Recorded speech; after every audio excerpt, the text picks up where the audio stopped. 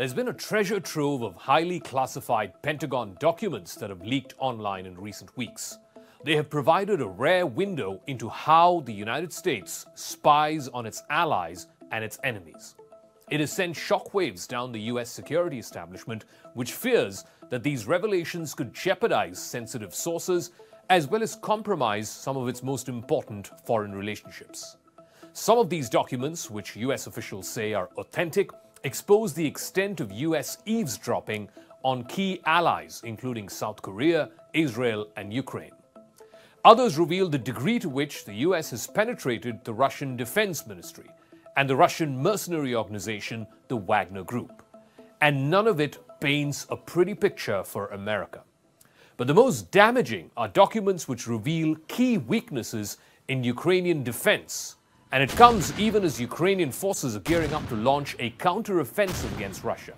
And just as the US and Ukraine were beginning to develop a more mutually trusting relationship. Ukraine has already altered some of its military plans because of this leak. On Crux Decode, what do these intelligence documents show exactly? How much will it damage America's relationship with its long-term friends and partners like Israel and South Korea? And most important question, how may this, if at all, change the course of the ongoing Russia-Ukraine war?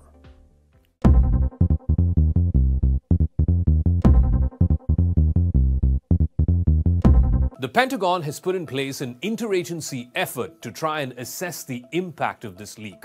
Pentagon Deputy Press Secretary Sabrina Singh issued a statement Sunday in which it says that the Department of Defense continues to review and assess the validity of these photographed documents that are circulating on social media and appear to contain sensitive and highly classified material. An interagency effort has been stood up, focused on assessing the impact that these documents could have on US national security and on our allies and partners, unquote. This leak has also led the Pentagon to take steps to tighten the flow of information, and particularly highly sensitive documents. Many of these documents are normally available to hundreds of people across the US government. The Joint Staff, which comprises the Defense Department's most senior uniformed leadership, which also advises the US President, is examining the distribution lists to take a look at who exactly gets these reports. In fact, many of these documents had markings indicating that they had been produced by the Joint Staff's intelligence arm known as J2. The documents appeared online last month on the social media platform Discord, according to the screenshots of these posts. These posts are photographs of crumpled documents that are laid on top of magazines and are surrounded by other random objects like zip bags and glue. It is as if they had been folded up rather hastily and shoved into a pocket before being removed from a secure location. A spokesperson for the company Discord confirmed in a statement that they are cooperating with law enforcement agencies. While spying is an inevitable part of how the US intelligence community collects information globally, diplomats from some of the affected countries who have been allegedly snooped upon have a rather uncharitable view of things.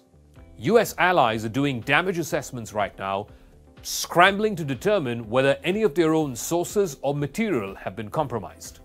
In fact, one of those diplomats spoke on the condition of anonymity to CNN, saying that we expect the US to share a damage assessment with us in the coming days, but we cannot wait for their assessment because right now we are doing our own. This was an unnamed official from the Alliance of the Five Eyes intelligence sharing arrangement, which the United States has with Australia, Canada, New Zealand, and the UK.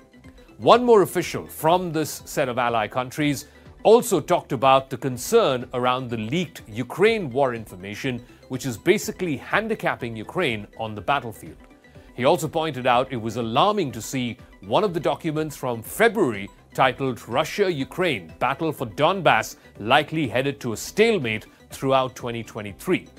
This document notes the challenges with assessing the endurance of Ukraine's operations. In fact, CNN has reviewed more than 50 of these leaked documents, all of which appear to have been produced between the middle of February and early March. One document, in fact, reveals that the United States has been spying on Ukrainian President Vladimir Zelensky. That is unsurprising. But Ukrainian officials are deeply frustrated about the leak. The US intelligence report also says that Zelensky, back in late February, had suggested striking Russia and Russian locations inside the Rostov Oblast using unmanned aerial vehicles. Ukraine, remember, does not have the long-range weapons that are capable of reaching that far into Rostov. Mikhailo Podolyak, the advisor to the office of the President of Ukraine, has said on his Telegram channel that he believes these documents have been disseminated, which are inauthentic and have nothing to do with Ukraine's real plans. They are based on a large amount of fictitious information disseminated by Russia. Nonetheless, there is another document that describes in great detail a conversation between two senior South Korean officials about concerns that they have over a US request for ammunition to Ukraine. These officials worry that supplying this ammunition to Ukraine would violate South Korea's policy of not supplying lethal aid to countries that are at war.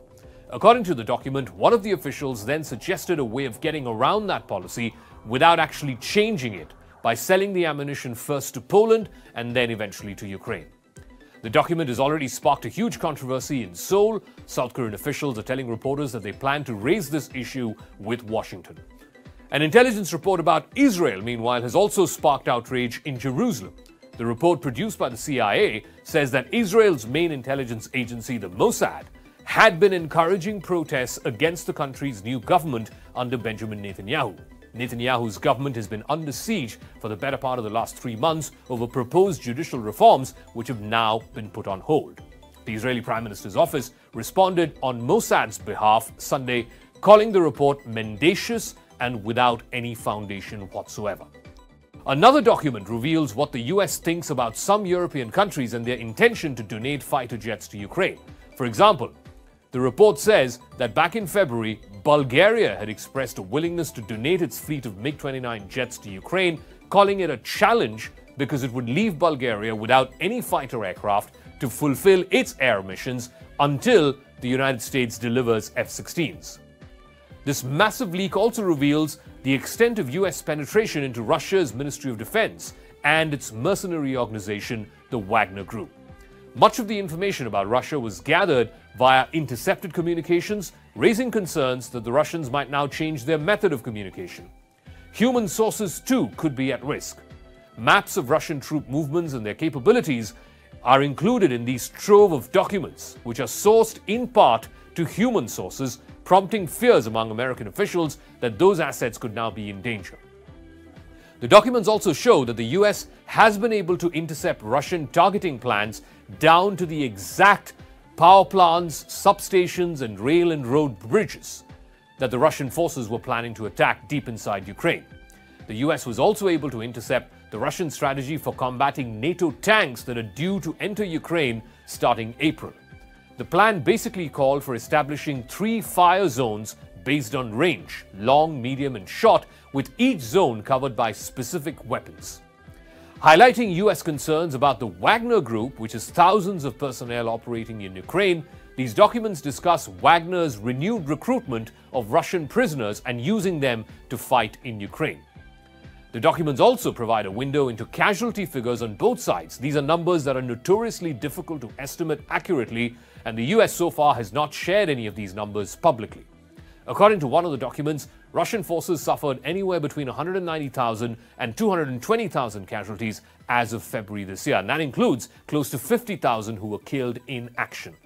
Ukraine, meanwhile, had suffered anywhere between 125,000 to 130,000, with close to 20,000 killed in action. When asked about these images circulating on Twitter and Telegram and other social media, the Kremlin spokesman Dmitry Peskov said Friday that we don't have the slightest doubt about direct or indirect involvement of the United States and NATO in the conflict between Russia and Ukraine. And ultimately, that is the biggest takeaway of these intel documents that have been leaked. That the gloves are off well and truly between Washington and Moscow. This is no longer just a Russia-Ukraine war. This is Russia versus America. The rest of it is just incidental.